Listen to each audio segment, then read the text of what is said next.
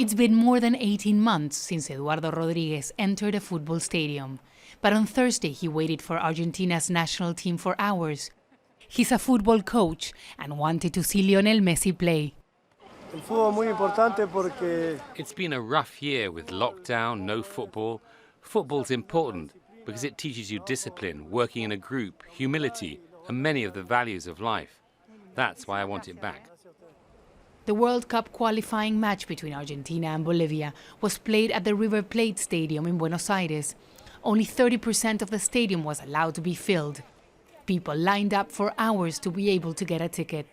For the government, this qualifier match is a test prior to authorizing fans back into the stadiums for local tournaments. People are requested to wear a face mask. They also have to fill in a health application on their phones. The big challenge, we're told, is to convince fans to respect social distancing.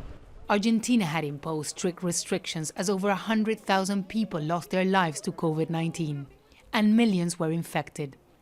The government is slowly trying to lift the curbs. Authorities say they're hoping to have 80% of the population vaccinated with at least one dose before opening the stadiums to all. The restrictions are easy. We downloaded an app and we're starting to feel normal again. Thanks God. But the suspension of the qualifying match against Brazil last weekend, when Brazilian health officials attempted to detain 4 Argentine football players for allegedly violating a mandatory quarantine, is an example of how much has changed and the challenges teams around the world will have to face. Argentina's football coach says what happened in Brazil should not happen again.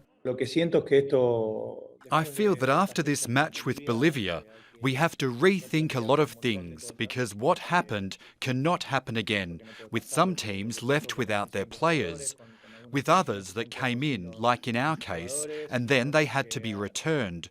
There are things that you have to think about, and if it happens again, then a decision has to be taken. We have time before the next match.